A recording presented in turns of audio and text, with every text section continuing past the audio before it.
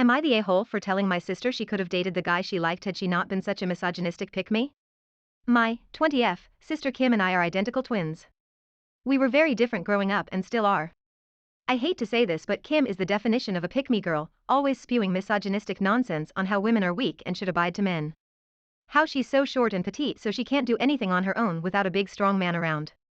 How all the girls are trying too hard by wearing makeup while she is pretty naturally, so they all hate her for it. You get the gist. Kim and I attend the same college but study there in different departments.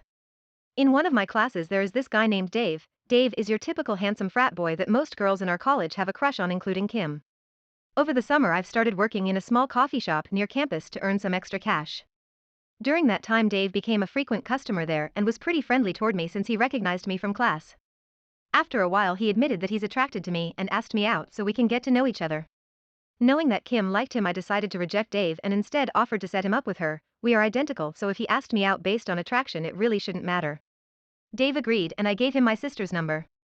I knew they met up for a date during the weekend but didn't have the time to ask Kim how it went since I was sick. Today during my shift Dave approached me and asked if I could return to Kim the lip gloss she left in his car since he knew the brand was expensive. I asked him why he didn't return it to her himself and he said that he didn't want to see her after how the date went. I was confused and so I asked him if the date was really that bad. He explained that they went to a nice restaurant where my sister didn't stop harassing and criticizing the waitress for wearing too much makeup and looking easy. After that fiasco was over she proceeded to say some stuff that I can only imagine are usually said in an Andrew Tate podcast. Dave, who was apparently raised by a single mother and has 5 sisters, was horrified, so he excused himself to the bathroom, paid for their meal, Venmo'd Kim some cash for an Uber and left her at the restaurant alone. I was embarrassed for Kim but totally understood why Dave walked out on her, so I apologized on her behalf and took the lip gloss with me.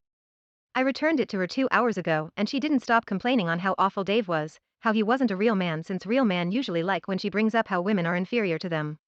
At some point I just cut her off and told her that she had a chance of a nice date with a guy she liked but ruined it all because she couldn't stop being a misogynistic pick-me even for 1 second.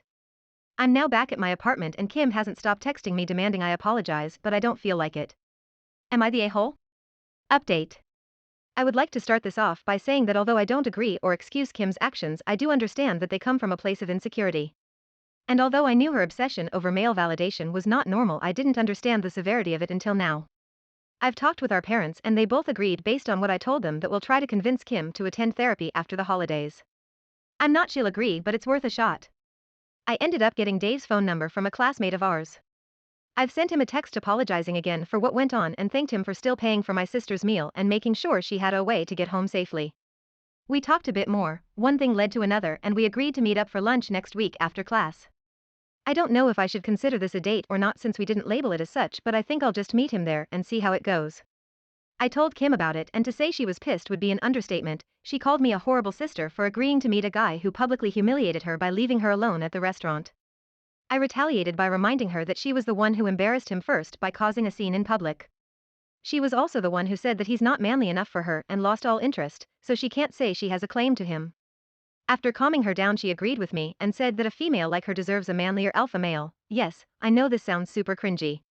I didn't know what to say to that, so I just laughed and wished her good luck with that. I think she's still a bit salty over this and her ego is definitely bruised, but at least I know she's completely over Dave. I want to thank everyone for your support and for the awards. I don't think I'll post another update here, but if anything interesting happens next week with Dave I'll make sure to update on my page. By the way, this is my first time posting here and I have to say that it feels so surreal to open TikTok and see my post voiced by AI with a Subway Surfer gameplay in the background, face with tears of joy, face with tears of joy. The top comment is, I think I'd probably have to do some dramatic haircut/dye job combo so I couldn't be mistaken for her if it was me. Geez. Not the a-hole.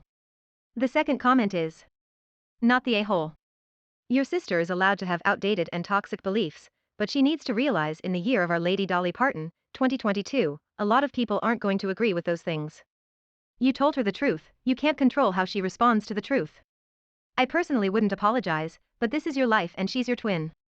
If you decide to keep peace and work out an apology, then that's your choice. But I am a pretty big believer in calling out stupidity and bigotry when possible and wouldn't back down.